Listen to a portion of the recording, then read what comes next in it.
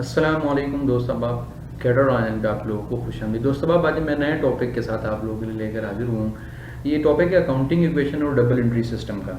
दोस्त अहबाब, जो हम लोग तैयारी जो है ना करते हैं, जब टेस्ट की हम तैयारी करते हैं तो हम अक्सर औकात में बड़ी बेसिक चीज़ों को भूल जाते हैं।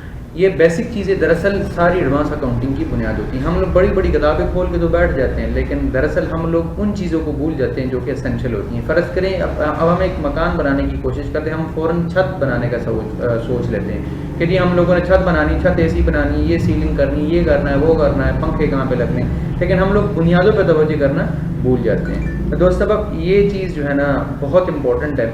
इंशाल्लाह ताला आप लोगों के लेक्चर्स बहुत फ़ायदेमंद होंगे और मुझे उम्मीद है इंशाल्लाह ताला कि आप लोग बड़े अच्छे अल्फाज में मुझे याद रखेंगे। तो सब अब शुरू करते हैं आज का लेक्चर। पहला हमारे पास कहता है the prime function of accounting is to. अब हमें पता है जी कि अकाउंटिंग का जो प्राइम फंक्शन है, जो बुनियादी मकसद होता है, वो क्या होता है? रिकॉर्ड इकोनॉमिक डेटा नहीं, सिर्फ रिकॉर्ड इकोनॉमिक डेटा नहीं करता, बल्कि क्या करता है? Provide information basis for action. ये ऐसा डेटा भी प्रोवाइड करता है ताकि हम लोग कोई एक्शन लेने के काबिल हो सके, यानी कि हम लोग उससे रिपोर्ट जनरेट कर सके, हम लोग एनालिसिस कर सके कि जी हाँ ये क्या करना है, इसका जो है ना प्रॉफिट में जा रही है, नहीं जा रही, क्या करना होता है, क्या नहीं करना होता है। ठीक है। अच्छा, दूसरा है हमारे पास ही कहते हैं calculate the capital from the following items. अच्छा, अब आप लोग के ज़हन में एक चीज़ तो होगी ना, अकाउंटिंग इक्वेशन होती है। अकाउंटिंग इक्वेशन हमारे पास क्या होती है जी? Assets is equal to capital plus liabilities होती हैं। तो दूसरा हमारे पास जो क्वेश्चन है इसमें बताते हैं, कहते हैं हमारे पास एसेट्स हैं, बिल्डिंग है हमारे पास $20,000 है, स्टॉक है हमारे पास, कैश है हमारे पास, और लाइबिलिटीज़ में हमारे पास क्रेडिटर्स हैं और लोन है। कहते हैं जी आपने कैलकुलेट जो है ना कैपिटल कैलकुलेट करना है। इस क्वेश्चन को मैंने आप लोगों के लिए सॉल्व किया है और आप लोगों को एक तरीके से समझाने की कोशिश भी की है। आप लोग ना इस जो है ना इस पिक्चर को देखें। आप लोग एसेट्स हमारे पास कितने हैं जी? टोटल यहाँ पे हमने एसेट्स कैलकुलेट किए। बिल्डिंग हमारे पास 20,000 है, स्टॉक 8500 है, 8,500 यानी कि, और कैश हमारे पास 100 है।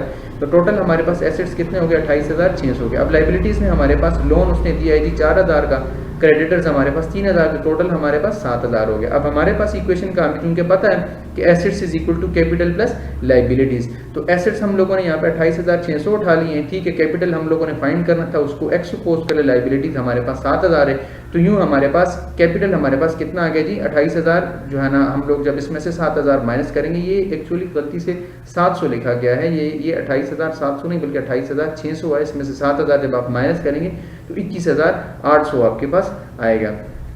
ठीक है दोस्तों, अब तो ऐसा ना हम लोग ना इसको सॉल्व कर लेंगे। अच्छा, तो हमारे पास ना बी इसका ऑप्शन आ जाएगा 21,700। ये भी गलती से लिखा गया, ये दरअसल 21,800। दरअसल मैं सारा ना हैंड टाइप करता हूँ, यानी कि आप लोगों के लिए पूरा नया डेटा करता हूँ, कहीं से मैं आप लोगों के लिए लेता नहीं हूँ, कहीं से जो है ना ये दो नंबरी नहीं करता। इसी वजह से जो है ना अक्सर वक्त टाइप में मिस्टेक्स हो जाती हैं, तो इससे सर पे नज़र माजरत खां इस बात के लिए।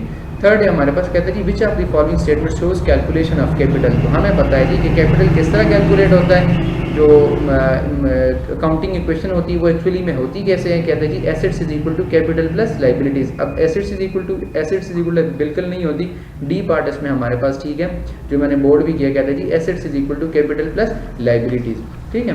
अच्छा, फोर्थ है हमारे पास, कहते हैं जी accounting record of an entity are prepared from these point of view. किसके पॉइंट ऑफ व्यू से हम लोग अकाउंटिंग प्रिपेयर करते हैं? ये तो हम सबको पता है कि बिजनेस के पॉइंट ऑफ व्यू से हम लोग कैलकुलेट करते हैं कि जी हमें बिजनेस का प्रॉफिट हुआ या लॉस हुआ। अच्छा, कहते हैं जी आइडेंटिफाई द इनकरेक्ट स्टेटमेंट्स। तो हम लोगों ने इनकरेक्ट स्टेटमेंट्स को आइडेंटिफाई करना है। ये हमारे पास अकाउंटिंग इक्वेशंस गिवन है, तो हमें अकाउंटिंग इक्वेशंस का जो है ना बड़ी अच्छी तरीके से अंदाजा है कि हमारे पास assets is equal to capital plus liabilities होता है। ठीक है, तो इसमें इनकरेक्ट स्टेटमेंट क्या होगी जो कि इस इक्वेशन पे पूरा नहीं उतरेगी? तो वो हमारे पास बी है कि capital minus liabilities is equal to asset. ऐसा बिल्कुल भी नहीं होता, बल्कि एसेट्स इन दोनों चीज़ों के बराबर होता है, कैपिटल लाइबिलिटीज के। अच्छा, सिक्स है हमारे पास, कहते हैं जी एग्जांपल ऑफ एसेट। एसेट हम लोगों को पता है ऐसी चीज़ जो हमें इकोनॉमिक जो है ना बेनिफिट प्रोड्यूस करें, जो है ना आने वाले फ्यूचर्स के लिए।